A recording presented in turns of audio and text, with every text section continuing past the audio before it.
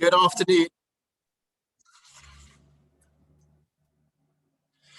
Good afternoon, everyone. My name is Jerome Mayhew. I'm the Conservative Member of Parliament for Broadlands. I'm chairing today's session of the All-Party Parliamentary Group on the Environment, Net Zero for Nature.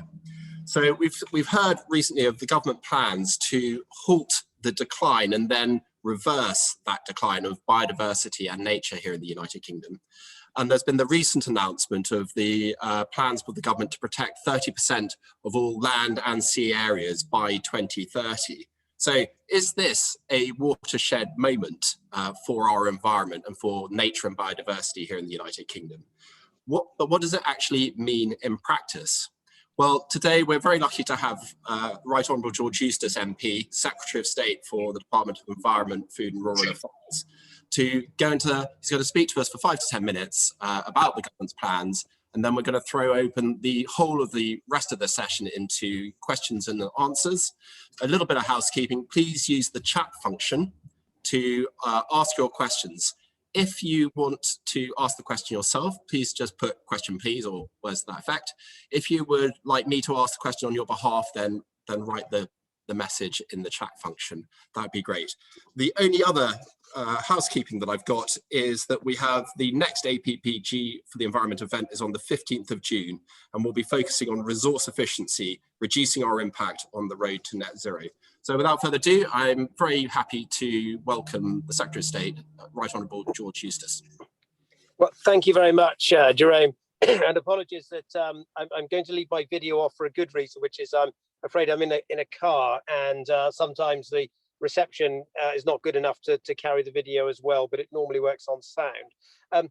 I thought I would just set out a little bit about what I'm trying to achieve really with the various announcements we made last week during the speech that I gave at Delamere Forest, and also then to give you a bit more of the detail before taking questions. And I think the key thing is my approach to this really is that in this sort of post-EU world, there's an opportunity for us to just think about what we're trying to achieve for nature, for wildlife, for biodiversity, and how best to go about that.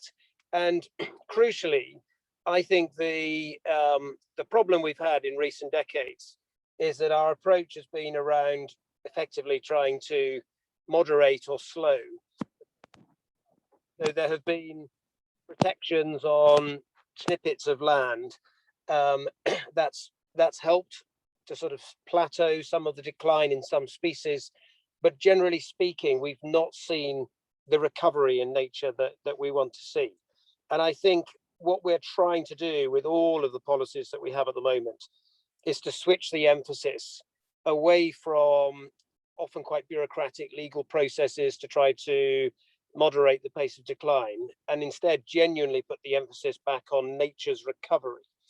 And this is something that I've discussed frequently with Tony Juniper, and we've worked out how best to do that. And I think it's implicit in all of the policies that we're bringing forward. So first of all, we are completely changing the way that we make payments to farmers, such that it's to support management of environmental assets, whether that's water features, hedgerows, soil health, so that it actually supports a recovery in nature and makes space for nature in the farmed landscape.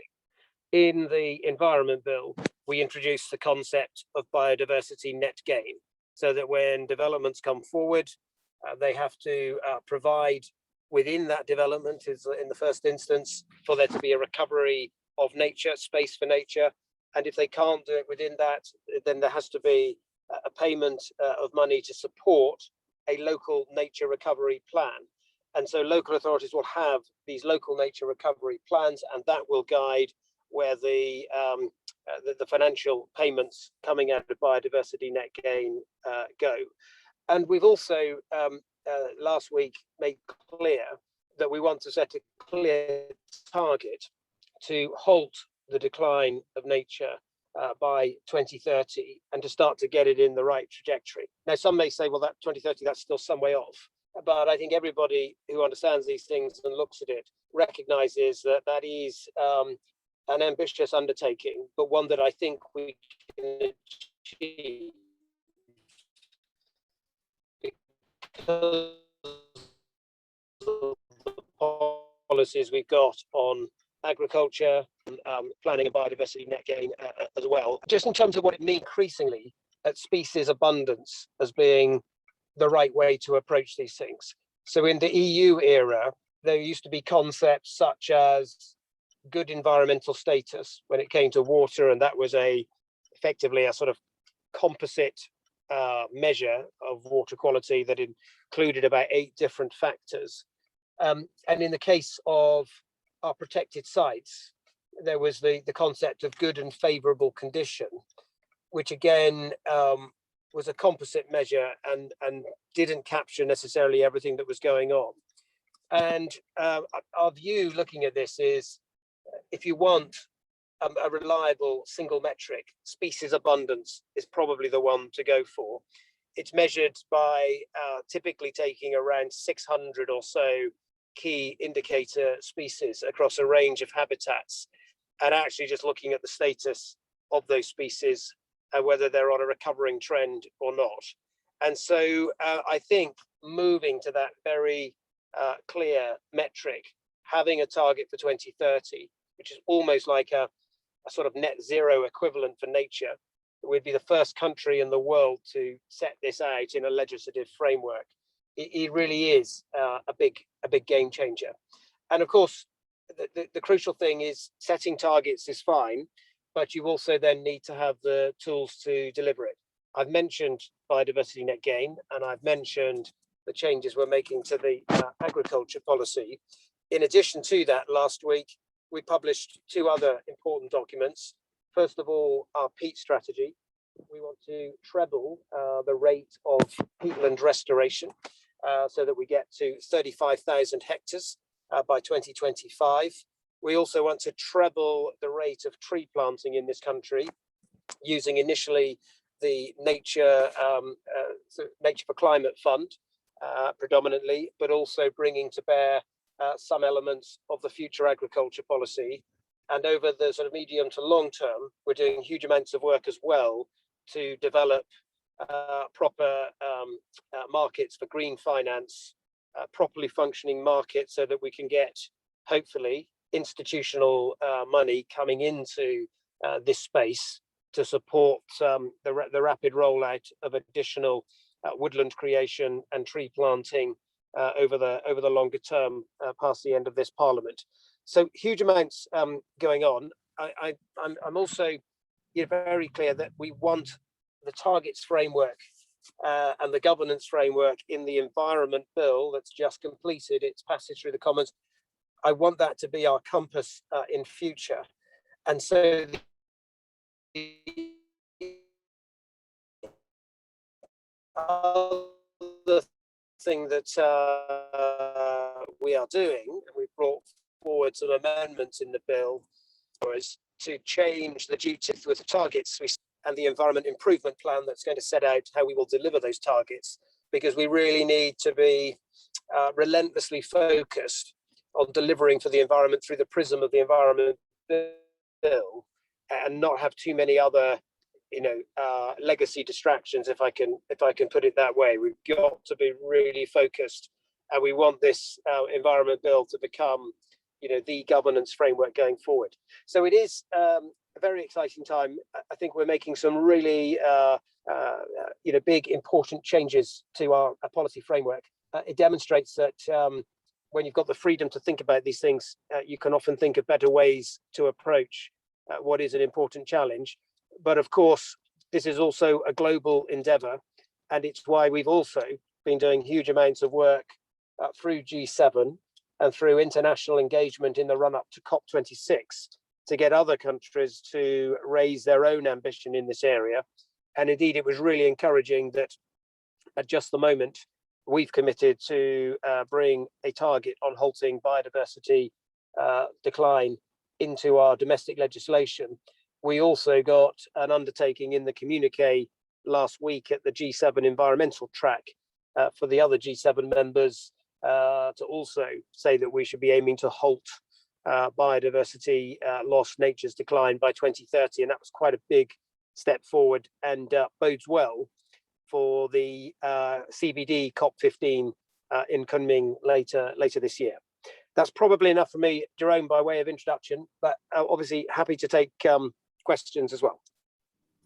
Secretary of State, thank you very much. Before we go into questions, I do notice that you didn't mention anything about our plans for the marine environment. Would you like to finish off your comments by just adding your thoughts about the marine environment as well? Yes, and look, we've also got alongside this a commitment to protect 30% of our terrestrial land and 30% of our marine environment by 2030. We're quite close to it on both counts. But what we're going to be doing is later this year publishing a green paper on how we intend to deliver our 30 by 30 commitments, what our approach is going to be to new designations. And also it's an opportunity to look at the designations we have and to sort of reassess the purpose of different types of designations and what we're trying to achieve with them, whether we have the right level of ambition within those designations, whether we have the right kind of management tools so that they can deliver. So we're going to be having a much more substantive review of all of those protected designations, both on land and at sea. And when it comes to our oceans, we're also shortly going to be responding to the Benyon review on highly protected marine areas. We can see the real potential in this area. It's completely in tune with the government approach now, which is to move the focus to nature's recovery rather than just slowing the pace of decline. And so we're looking at possible candidate sites in that area. Thank you very much. Just to remind everyone, please use the chat function if you want to ask a question. But I'm going to go straight on with a rather convenient segue to a question previously submitted by the Marine Conservation Society, which says that to ensure the protection and restoration of our blue carbon stores on the path to net zero, effective management of our protected areas will be vital. What progress has the government made in consulting on and delivering a whole site approach to the management of all English offshore MPAs by the end of 2024? And when can we expect to see the government's response to the consultation published? Well, look, on all of the marine protected areas we have, whether they're, and again, we have a mixture of designations. So we have some MCZs established under the 2009 Act, the Marine Conservation Zones. We then have some of the so-called European sites established as special protected areas in the case of birds, or special areas of conservation in the case of some marine mammals and other features. What we want to do through this green paper is look at how we can review each of those and what their functions are and how they fit together, and then also what the right management options are for those. I've just said that on HPMAs, which was recommended through the Benyon review, we're looking at taking forward some pilot sites on that.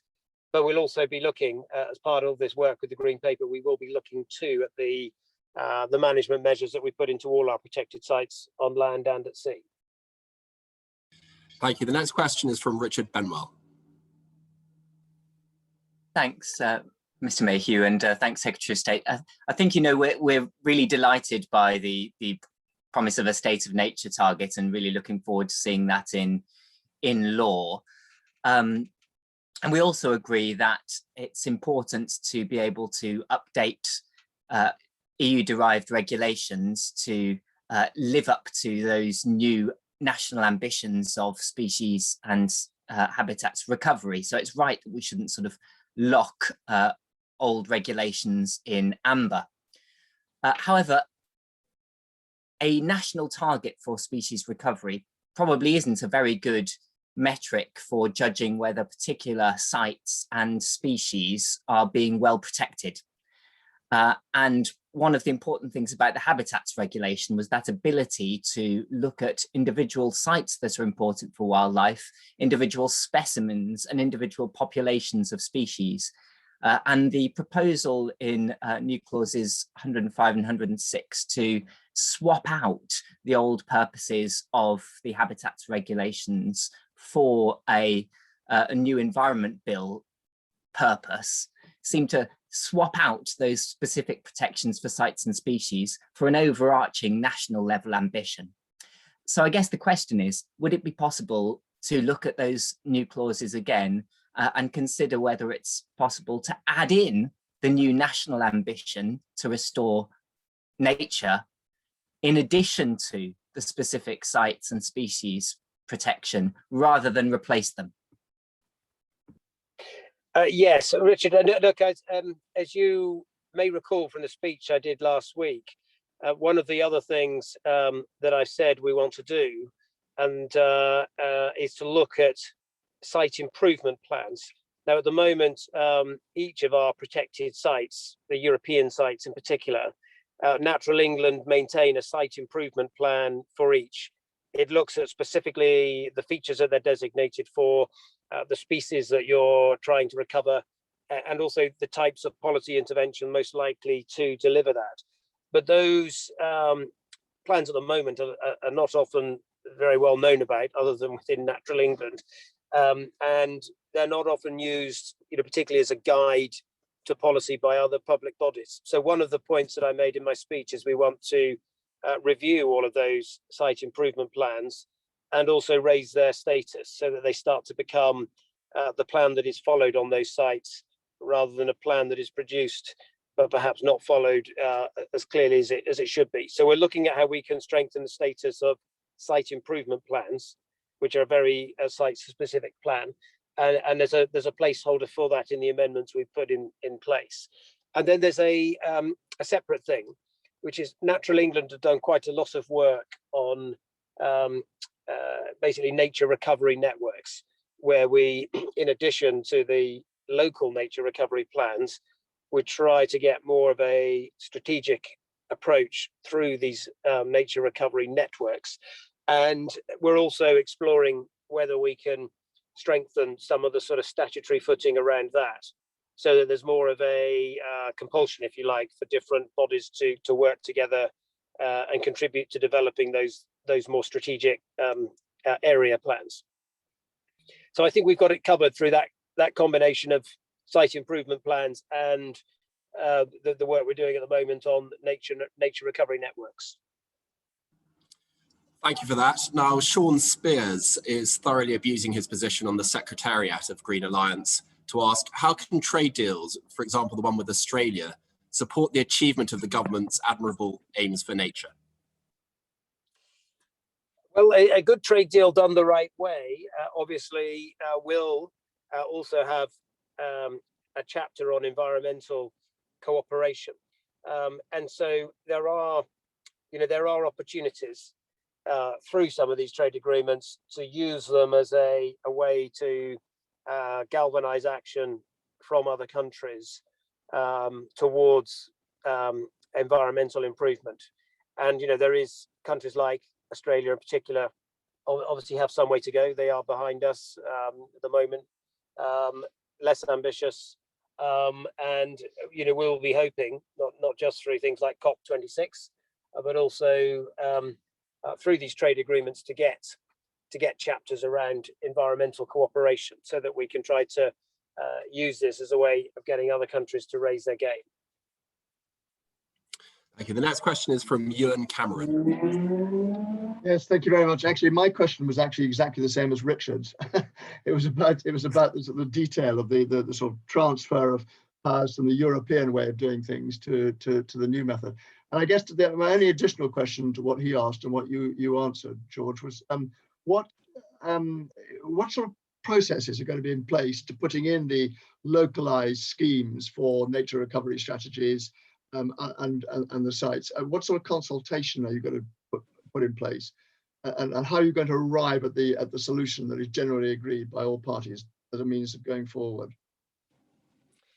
Yes, so we've got several pilots running at the moment on the local nature recovery strategies, and we're also exploring whether we can strengthen their position within the planning system, because I think if you could do that, I think in the past we relied quite a lot on processes, but what there hasn't been, in my view, is enough direct environmental input to the planning system itself. And so we're exploring how we can strengthen those. There's some pilots going on at the moment on local nature recovery strategies. Need one in Cornwall, where I come from. I envisage there being quite a big role for Natural England locally, because they've got a lot of local expertise in those areas. And I think, just as the way I see it going, just as a plan gets effectively signed off ultimately by a planning inspector, a local area plan, I would see there being a sort of audit role for Natural England, even though it would be a document that would be led by the local authorities. So it is a new thing that we're doing, but we are piloting how best to make sure that we get these right, so that there's consistency of ambition, and also access to the right technical expertise to know what should be done. And presumably getting buy-in from all parties must be the key. Yes, well, it'll become a legal obligation to produce these plans, and my belief on these things, there'll be a legal obligation on the local authority to do it, and if you then create an audit function for a body with technical expertise like Natural England, then you very quickly get to a position where you actually have a fairly good set of plans. Okay, thank you. The next question comes from Gareth Morgan of the Soil Association, who's perplexed by the trade deal debate that we're currently having. He says that on the one side, farmers and greenies are saying there's a serious threat of food imports that will undermine domestic production and standards that could be produced using antibiotics banned here, for example, in ways that damage the climate, using pesticides and methods farmers here can't use, etc. On the other side, the government's saying there's nothing to worry about here. Just wait until you see the detail after it's all signed. So should we just pack up on this issue, or is it helpful for us to keep hammering away at it? Well, I've always found in all my time in politics, telling people to sort of pack up and be satisfied and trust everyone tends not to work anyway. And I personally think there are issues in any trade agreement. There are tensions and difficulties to resolve, because you've obviously got differences in approach to issues like animal welfare, to environmental standards, and also to tricky issues like use of antibiotics. Those are issues that you have to try to address, tensions that you have to address through the negotiation of these trade agreements. The current one being negotiated with Australia is obviously no different in that regard. So it's unsurprising that there's quite a bit of interest in what might be discussed. But all I can say is the government recognises you've got to strike that balance, and Liz Truss is absolutely working very hard to make sure that we get an agreement that strikes the right balance and resolves those often difficult tensions. Yes, one of those tensions you haven't mentioned was that of sugar production, but I guess you lump it in the same bracket as animal husbandry and the rest. Well, sugar is has always been a complex sector.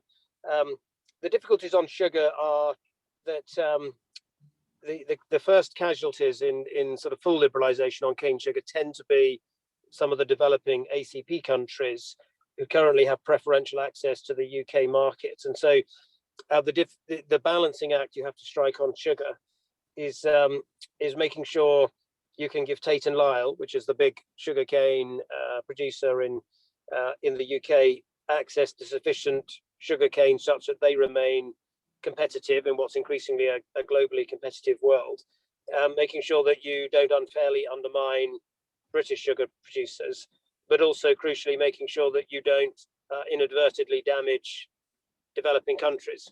And so it's one of those complex areas where the presumption that free trade automatically is good for developing countries isn't necessarily the case when you already have preferential access for developing countries, but that they can't compete with other developed countries. So it's a complex one, and it's another one where I'm afraid a balance has to be struck, as is often the case in trade deals. Thank you. Right, over to Ruth Chambers to ask a question on process. Thank you so much, Chair, and thank you very much, Secretary of State, for those comments. I wanted to make a very brief comment and then ask a very brief question, if that's okay. My brief comment is in response to what Richard Benwell was saying about the new powers to amend the habitats regulations. This morning, there was a first initial discussion with stakeholders about those, with lots of questions and actually genuinely lots of concerns and lots of suggestions. Trying to make policy in the context of a bill as enormous as the Environment Bill that is moving very quickly is always going to be a challenge. So I guess the point I wanted to leave you with on that, Secretary of State, is just to make sure that we find ways to have that conversation in a speedy way, given the pace at which the bill is likely to move. My question, if I may, is about the next steps on the very welcome 2030 species recovery target. It was brilliant news to hear that last week, and we all kind of, paused and took breath because it really felt like a moment. And to hear the government call it the net zero for nature is exactly what many of us have been saying we need in a legislative sense for nature. So that's really sort of brilliant. Whenever we have meetings with your colleagues across government and we talk about net zero, we see the real kind of defining force that has in other departments, whether it's on spending decisions, whether it's in policy. We mention net zero and they instantly know what we're talking about, and they instantly have policies and systems in place to play their part in delivering it. That isn't the same for nature, of course, because this is a bit of a new game for some of your colleagues across government. So I wondered if you could just talk about what you see as the transformational steps that will be needed between when this target comes into law and it actually starting to make the difference in turning the tide of nature's decline that you've talked about, that we want to support you on. What happens next, if you like? Thank you. Well, first of all, on your first point, I've asked Richard Benyon to chair a small working group that's going to explore how we'd go about this, and that's going to consist of Tony Juniper as well, who obviously is chairman of the agency that deal with the current system. And if I'm honest, Natural England often find themselves distracted with lots of complex, litigation that doesn't make a great deal of difference for the environment, and it can distract them from some of the things they actually want to be doing. So he will be very, very helpful on this as well. And then we've also got Christopher Katowski, who's a lawyer in this area, and of course Rebecca Power as well is going to be on that group as well. We're explicit that we're not going to rush things to the point that the commencement date for those regulations won't be until the beginning of 2023. So we're not going to rush this. We're going to take it carefully and make sure we've thought it through. On your second point, I think what I'd say is the governance framework in the Environment Bill, through both the environment principles that apply to all government departments, and also the targets that we are setting, not just the 2030 target, but we will be setting other targets for biodiversity as well, other targets for water quality, and also obviously on air quality and waste as well. And there will be, these will be legally binding targets that the government's going to have to be right across the piece working towards hitting, so that the Environment Bill puts in place a similar governance framework really to what the Climate Change Act did, and that Climate Change Act did focus minds and did in the end has driven activity and thinking and innovation right across government.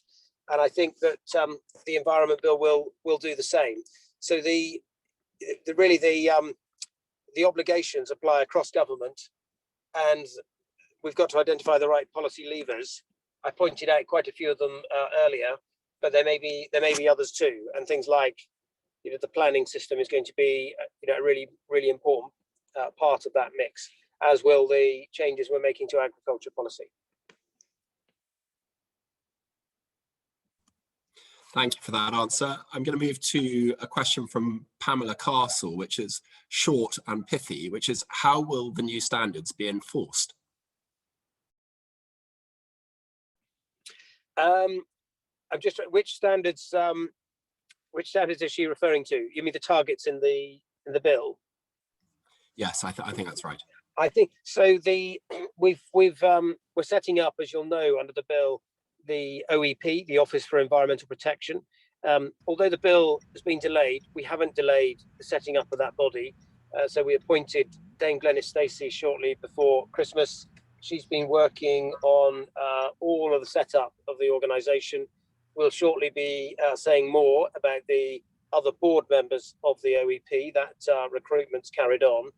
And indeed, she's already begun the process of recruiting key staff to key places and procuring offices and so on. So a lot of work's been done and continues to be done to develop the OEP. And they have a number of clear functions under the Environment Bill. Firstly, they have to give an assessment of our progress towards the environmental improvement plan, and that's something that would be done annually. They have a role for commenting and assessing things that we set out by way of targets, what our targets are, whether we're on course to achieve them, whether they're the right type of targets. So there's a role for them on some of those areas. There's also then an enforcement role for them, which is if any government agency or government department is failing to comply with environmental law, then they have a role to pull the government up on that. And if it's not possible to reach agreement on how to rectify any perceived problems or indeed real problems, then they ultimately have the sanction that they can go to environmental review in order to challenge the government, and there's a legal process that underpins that. Okay, thank you. Can I just add one more thing there? History has shown that aspirational standards are very expensive to achieve through regulation, and I just worry a bit that is there enough money in the pot to cover all this?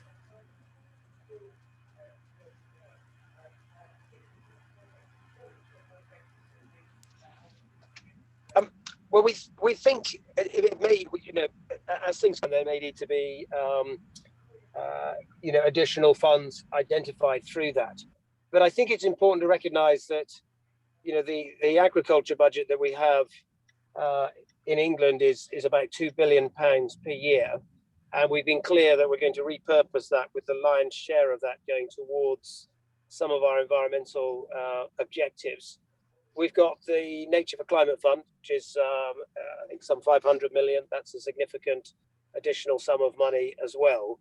And we are doing quite a big piece of work to identify ways of unlocking green finance. So getting private finance to support things like woodland creation. And if we could perfect that and pull that off, then that could be a real game changer and bring the private money and institutional money to bear. That means we can really get some momentum behind these things. Yeah, that's very reassuring. Thank you. I'm going to jump in and use chair's privilege to ask a question of my own. One is that just a clarification. Will the OEP have jurisdiction over the marine protected areas as well as onshore? And either way, it's a truism, isn't it, Secretary of State, that classification of protected status protects nothing unless that classification is monitored and enforced. And that's particularly true when it comes to activities relating to fishing offshore, bottom trawling, dredging, those kind of activities which are particularly damaging. So what do you envisage is the role for enforcement? Is that going to be significantly increased under this Brave New Dawn? Yes, well, there's a role for both. So the OEP's remit extends to all environmental law, and that would include, therefore, work around marine conservation zones and other protected sites. And indeed could also extend to elements of fishing policy. And then, so there's a, if you like, a role for the OEP in terms of enforcement of the enforcers. And then in terms of direct enforcement of things, we do have quite a there's an important role for the MMO, the Marine Management Organisation, in all of this. They run all of our fisheries protection work at the moment. They do board vessels to check what they're doing, to check the gear types they're using, to make sure that they're in line with the technical conservation measures. We do have a control room in Newcastle that electronically monitors the movements of every fishing vessel in UK waters, and is quite adroit at identifying, suspicious fishing patterns, for instance, and then mobilizing fisheries protection vessels to investigate. So we do have, quite a good system of enforcement around fisheries in particular, including around gear types and any sort of technical restrictions there might be on gear types that can be used in particular MCZs. So is it your suggestion that the current system of enforcement under the Marine Management Organisation is currently adequate, or do you think there's room for improvement there? Well, I think what I'd say is the current rules around those marine protected areas are being enforced. The issue that's sometimes raised by some is whether there are sufficient bylaws in place to protect all of the features within those MCZs, and that's a slightly different question. That's not whether the provisions are being enforced. It's more a question of whether there should be additional bylaws to help deliver the objectives for those sites. We are looking at that, and so one of the things, for instance, is as an EU member, getting agreement on what we should do in Dogger Bank was famously very difficult and elusive, because you had big commercial interests from countries like Denmark and the Netherlands, who often blocked the type of technical measures we wanted to see, and the European Union wouldn't intervene to arbitrate or to push a decision on this. They always ducked it, and so the right protections for Dogger Bank just were never put in place. Now that we've left the European Union, we can actually do what we wanted to do all along, and effectively unilaterally put in place the protections that we want to see in our waters in the Dogger Bank. And so there are areas where leaving the European Union has enabled us to have a clarity of purpose that wasn't possible actually as an EU member. Thank you very much. The next question is from Sir Roger Gale. Thank you very much, Jerome. George, without sparing your blushes, you know that I hold you in very high regard personally, and I think that you've got a cracking programme of animal welfare legislation, which is brave and bold, and I applaud it. I also welcome the concept of nature recovery networks and local nature recovery plans. The problem with your preservation of species is that it depends upon the preservation of habitat. And here you're in absolutely direct conflict with MHCLG.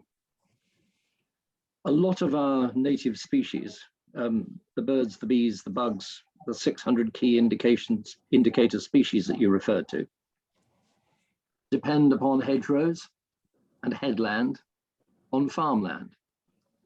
And at the moment, we're heading down a path of chewing up vast areas of agricultural land, arable land, and we're going to lose with that the headlands and the hedgerows that harbour the species, and those two are not compatible. I want, and a lot of my colleagues want to help to support you to take this head on and say we cannot go on chewing up agricultural land, farmland, at the risk of our environment. So how can we help you, please? Well, Roger, we work very closely with MHCLG. It is true the government have got some ambitious house building targets. What we're trying to do through the planning system, and actually the provisions we've got in the Environment Bill of biodiversity net gain, is to create this hierarchy where the first approach of any developer should be to make space for nature within those developments. And I'm very interested whether we should be trying to make sure that the hedgerows and existing trees in the landscapes are worked around in the design of new developments, so that you're not removing it and building just a brand new housing estate. You're actually trying to build it within the natural assets that are there. And I think that's something that we should be exploring, that we are talking to MHCLG about. There's then inevitably, though, development does mean loss of some agricultural land and some of those features. So the next thing is through biodiversity net gain, making sure that we have the funds coming out of that to support the ambitions of local nature recovery strategies, so that you're building back nature in some of those other areas. And also, of course, the work that we're doing with the future agriculture policy, we will be announcing shortly a new set of schemes under the sustainable farming incentive, one of which will be very much focused on hedgerows, both better, more sensitive management of the ones we've got with flower-rich buffers and so on, but also establishing new ones. And we've just got to get back into this sort of mindset of nature's recovery while mitigating the impacts of new development. Building on that last question, we often talk about buffer headlands, but what about the opportunity for increased nature within the productive part of the field itself?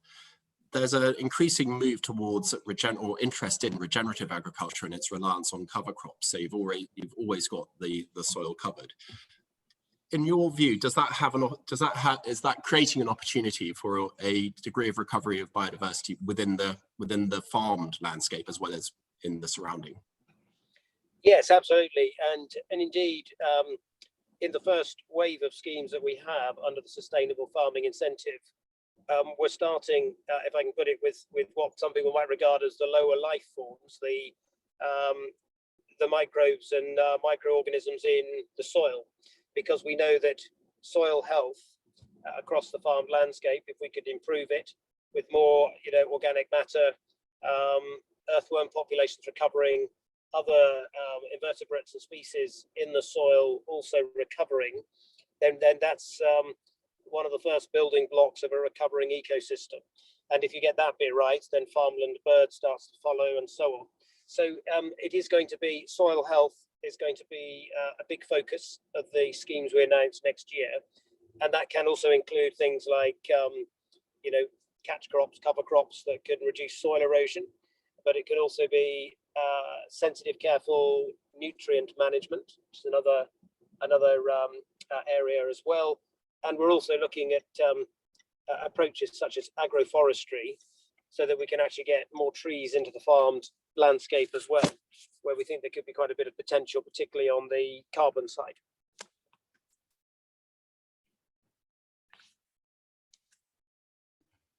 Thank you for that. The next question is from Owen. I'm afraid I don't have a surname, so Owen, over to you. Thank you. Mr. Mayhew. I think I've changed my name now, so there should be a surname there as well. I was going to pick up on your point made earlier, Secretary of State, about trade deals, in particular the Australian one in this instance. As I was very encouraged to hear you say that the use of environmental agreements can help to improve standards overseas, like in Australia. But when it comes to areas like biosecurity, countries like Australia and New Zealand actually have certain advantages over our own system, which has been rather restricted by our European membership in the last few years. Now, is it possible that we can, using trade deals and the two-way street that they are, that we can also learn to improve our own biosecurity arrangements, particularly when it comes to tree importations, so that we learn to help keep out those diseases that have been imported in the last decade or so, which have led to such devastation upon our own native species, which are so crucial to the restoration of our native species? Yes, sorry, I lost the final bit of that, but I got the overall message. The short answer is yes. So as an EU member, we had to follow the EU's official control regime, including on SPS issues, but also plant health issues as well. There were some provisions that enabled us to put in place safeguarding measures if there were regional problems within the EU, but it was quite limited. What we are looking at, therefore, doing is having effectively just our own independent approach to this. We're particularly concerned about the risk of Xylella getting into the UK. And so alongside our ambitions to treble tree planting, we've got a big piece of work going to build capacity within our own native tree nurseries, so that the oaks or beeches or whatever trees we plant in the future will preferably be raised here in the UK. And we're doing quite a lot of thinking to make sure that we're building that domestic capacity so that we don't inadvertently bring in some new pest or disease that then becomes highly problematic for our native species. So there's a lot of work going on to make sure that we've got our own independent risk-based approach, and it will enable us to put further restrictions on imports from parts of the EU that we wouldn't previously been able to do. Thank you, Secretary of State. I think there's a unifying feature of a lot of the questions that you've been asked, which is that we're all hungry for detail. And a good example of that is the local nature recovery strategies. Are you able to give us a bit more detail on how robust these are likely to be and how they're going to be used to embed biodiversity in public authority decision making? And where's the sort of the target investment in nature? Yes, I think look, they're obviously a new, they are a new innovation, and so we will learn, I'm sure, as we go on. But we are piloting some already. The intention is that these will be, almost a plan that sits alongside, or is maybe even connected to, the local development plan that local authorities maintain, and embedded within it will be effectively a hierarchy about what they should do with biodiversity net gain. And that the first priority is, as we build new houses, to try to make space for nature within that, whether that's water features or flower-rich meadows within the estate, but making sure that we make space for nature there. Where that can't deliver all of the net gain required, well, then the next priority is to use funds, a bit like a sort of 106 commitment fund, to support other objectives on other sites contained within the local nature recovery strategy. So it will be a guide as to where those particular funds should be targeted to get nature's recovery. And then if they're unable to deliver that within their local plan, well, then there will be a backstop, a kind of effectively a national sort of credits type trading system to support wider national objectives.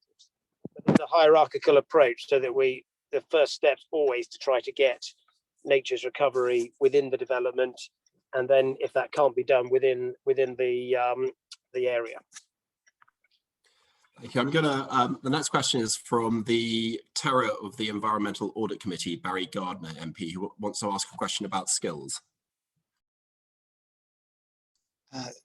Thank you for that send up, Chair. Secretary of State, one of the things that I think many of us are concerned about is not so much the ambition and the targets, but actually the capacity to achieve them. And of course, that is going to depend greatly on the skills that are available. And it's been a disturbing feature over many years now that the land-based agricultural colleges have been closing, that the available skills base is being constrained increasingly to localized areas. The whole of Cumbria now, of course, with Newton Rig closing, will not have, that's the largest county in England, will not have a designated agricultural college serving it in that way. So there's a real concern that the skills that are going to be needed to achieve the targets that you're setting, to cope with elms and all the new ways in which we want to deal with the ecological and climate disaster, are simply not going to be there. And I wondered if you would like to address that and say what the government is doing to ensure that not just the ambition is there, but the capacity to deliver it is also. Yeah, I think it's a very good point, Barry. And one of the things we said we want to do is to have an institute for agriculture and horticulture that will try to have a much more coordinated approach between all of our agricultural colleges to get real focus on skills and progression, so that people move on from the sort of level 2 type qualifications to level 3 and beyond. So there's a piece of work we're doing there with those colleges. But I would also say there's a bit of me that's more optimistic here. I visited my own agricultural college recently. They've reported actually a big increase in the number of students wanting to study there, a whole range of courses, some of them in things such as animal health and animal welfare. Often though, even land-based courses on agriculture that have been out of favor for a while, they're actually seeing a peak in interest. And I think some of that is, and then when I talk to universities, they say that, students today, there's a lot of interest in the environment, and increasingly students choosing to study environmental courses, even though there might be other courses that traditionally might have given them a higher paying salary at the end. They want to do things that are worthwhile, that mean something, that have purpose. And I think that bodes well. It's actually quite encouraging. So I think we will, we will be able to get the skills. The biggest challenge I see, funnily enough, is probably less about getting skills for people that want to go and help develop elms and so forth. I think we can do that. The bit that is a challenge is very few local authorities have any sort of expertise in nature worth talking about. Some of them have a few, but one of our greatest challenges really in recent years is consultants produce. Yeah. Well, they produce very complex reports about sites to say, don't worry, nothing to see here, the bats will be fine. I'm not sure really that there's necessarily the technical expertise always in the local authority to be able to properly scrutinise that. So well, if I can just interject there, Secretary, I think it was 2014 that the last review of local government ecologists was carried out, and at that point only 1 in 3 local authorities had a resident ecologist able to give that advice to their planning departments. But also, just to go back to the issue of skills, I think 11 land-based colleges have now closed in the UK over the last 20 years or so. And there are whole areas, whole swathes of the country that are not served, not just poorly served, but not served. And of course, students need to travel because many of those are not residential in the way that universities are.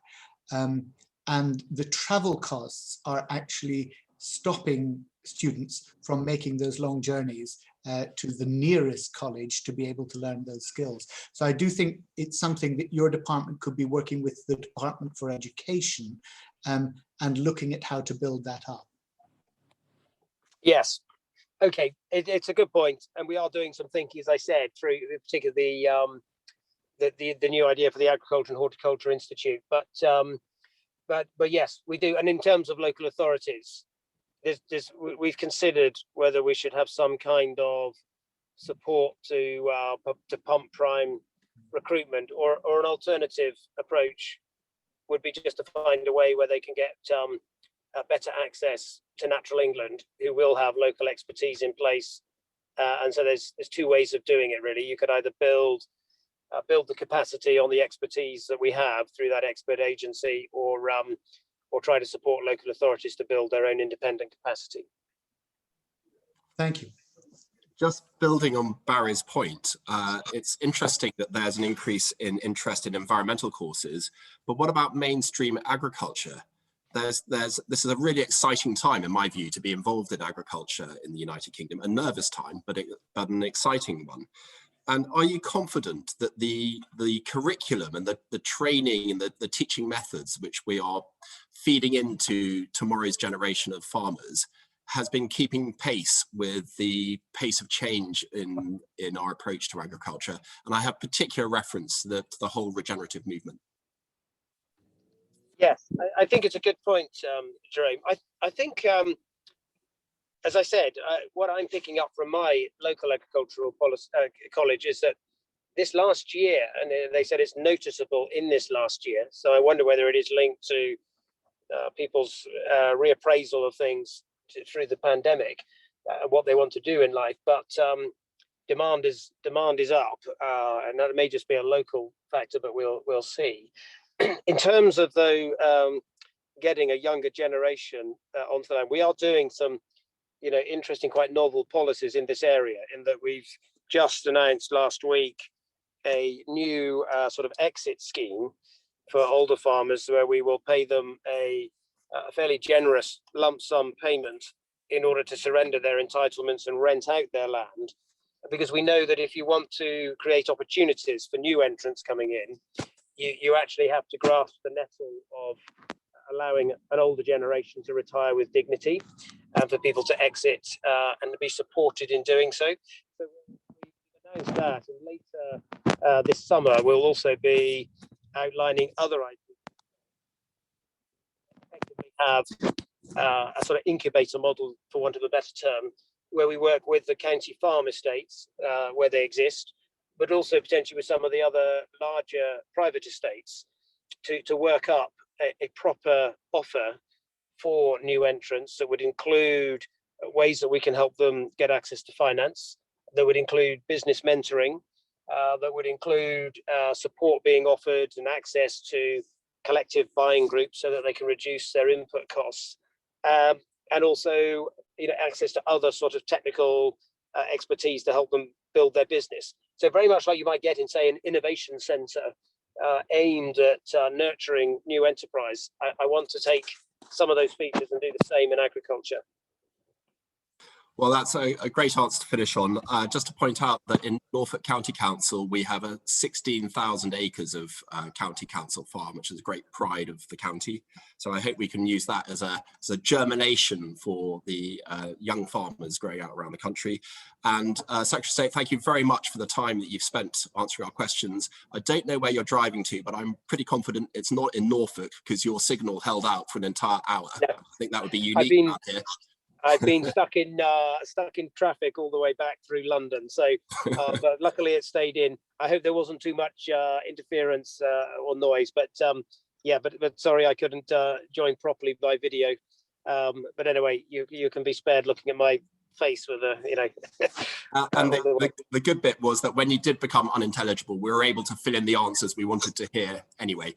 So thank you very much. That draws this session to a conclusion. Just to remind you one more time that the next APPG of the Environment event is on the 15th of June, and we'll be focusing on resource efficiency, reducing our impact on the road to net zero. And on that note, I'd like to thank once again the Secretary of State, Right Honourable George Eustice MP, and to thank you all for attending. Goodbye. Thank you very much. Bye.